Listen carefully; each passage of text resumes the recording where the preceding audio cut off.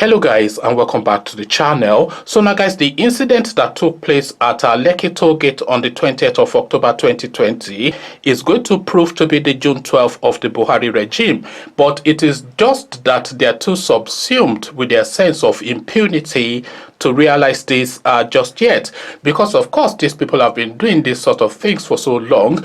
Countless people are mowed down in Kaduna in the hundreds and nobody bats an eyelid.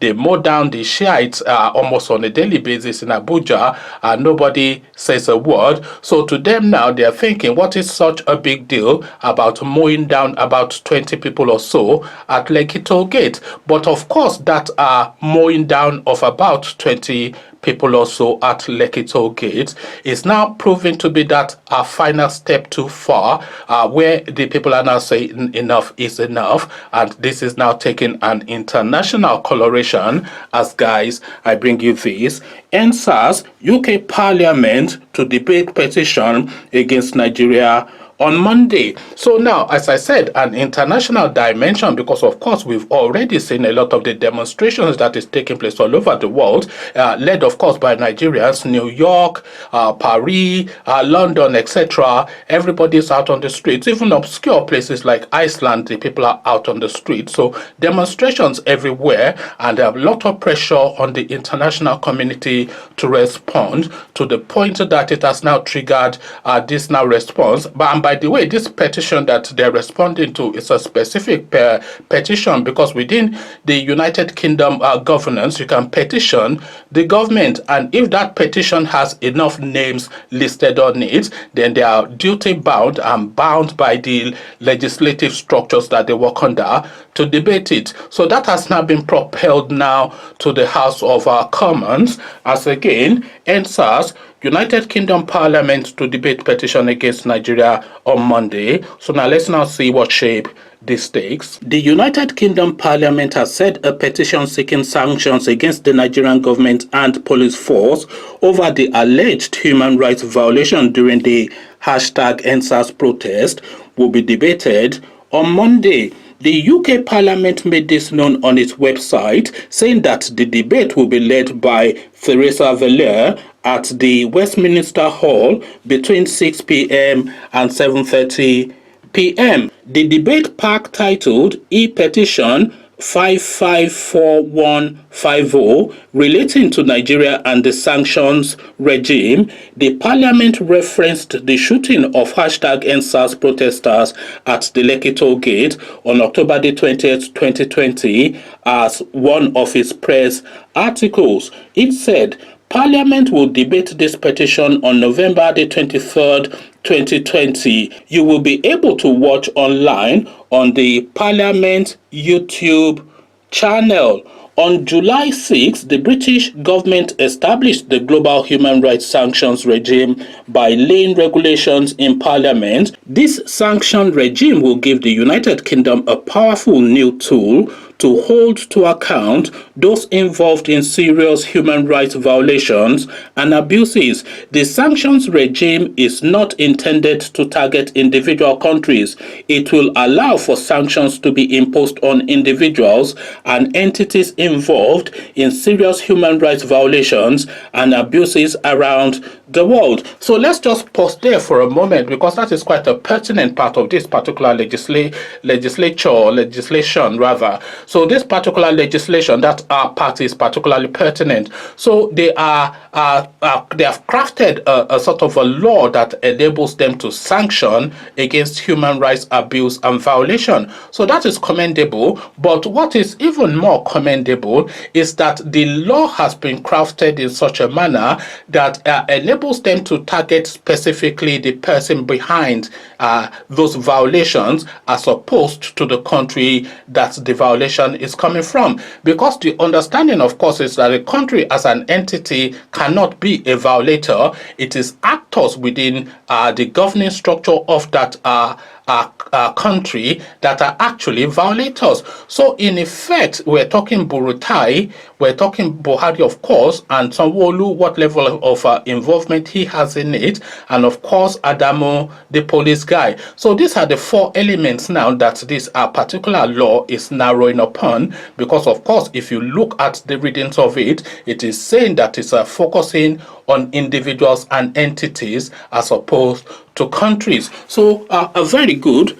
We carry on. It was reported that 220,304 individuals signed the petition asking the United Kingdom to sanction members of the Nigerian government and police force for human rights abuse over the hashtag #EndSARS movement. The petition, which was created by one Silas Ojo, sought to generate 100,000 signatures. According to information obtained from the UK Parliament website, any petition signed by over 100,000 individuals will be considered for discussion. So that's something I said earlier on. Part of the petition reads, there have been deeply concerning reports of a Nigerian police force unit engaging in illegal activities and human rights abuses, and there have also been reports of police firing at protesters calling for SARS to be disbanded.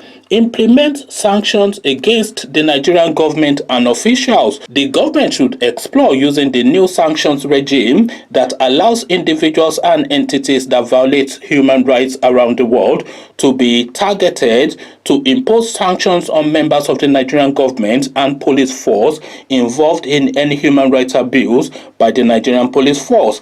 Deploying sanctions would provide accountability for and be a deterrent to anyone involved in violations of human rights. Nigerians, especially the youths, had taken to the streets to protest over violation of human rights and extrajudicial killings by the police personnel, specifically those of the defunct Special Anti-Robbery Squad. So that is the position now. So it is effectively Nigerians now are forcing the hand of the British government now to take a position on the activities of the Nigerian police and by extension the Buhari regime. So this is what I have always said, that this battle against the sort of Buhari type regimes is not a battle that will be fought force for force. It's not some Unzobo chanting. It's not a matter of shouting and making threats, because these people completely outgun you, and we saw that demonstrated in Lekki Toll Gate when they just sent 7 trucks and fired a few rounds and wiped down a few people. So this is not a fight that can be fought in that way. But if we are saying that the pen is mightier than the sword, this person now, this Silas Ojo, has identified a strand within British law that he can use to force the hand of the British Parliament to take a position on what is going on in Nigeria. So now, Mallam Buhari cannot send Yusuf Bichi to go to Parliament and gun them down, can he? He can't. The guns are silenced now because we are now in the intellectual arena. So we have to take them to deep waters, in effect, is what I am saying effectively. We have to take them to deep waters, and the depth of that water is where you have to open a book as opposed to cock a gun. So this is now where the direction has to follow, because we have to keep the pressure on from all flanks, and part of the pressure now that is coming is this debate now that is taking place at the British Parliament to examine, because of course CNN has already taken a position, as you all know, with the documentary that they made, and that documentary of course will ricochet and echo in the Commons chambers, where the debate will be taking place from 6 p.m. to 7:30 on Monday morning. So the rounding off and the putting together of a case against these people, because the International Criminal Court as well is being pressured by Nigerians that particularly have expertise in that arena to take a position on these people. These people are there, of course, till 2020. So the particular strand of law that this chap is asking them to examine at the United Kingdom is a strand of law that applies to the individual. So when the Buhari regime does leave office, this case will follow them. I don't know if some of you are old enough or subsumed and marinated within politics enough to remember a guy called Augustus Pinochet. Augustus Pinochet was some like a South American, Latin American ruler, a sort of dictator along the lines of Buhari, but not even as brutal. Almost 10, 20 years after he left office, he was in a hotel in the United Kingdom when the police knocked on his door and picked him up for the atrocities that he committed in his country. So it is not over, and it is never over, and especially within civilized structures like the United Kingdom, once they open a file, that file, they can, because there are cases that 50 years later they will go and knock on somebody's door that they have found new science that have now been able to let them pinpoint it to your door, and they are now arresting this 80-year-old man that did something when he was 30-20. But then, of course, the law must take its course. So a case file has now been opened against Buhari at the British Parliament. TikTok is what I say. What says you? Come share thoughts. But before you come share those thoughts, click on the red subscribe button so it turns gray. The bell button notifies you every time I drop on a video. Click on like as well, because that helps with the YouTube algorithm. Once you've done all the clickings, the British Parliament is now opening a debate. But what is your verdict? Come tell me what your take is in the comment section. So I leave you here. Carry this conversation on with you in the comment section. But here I say peace.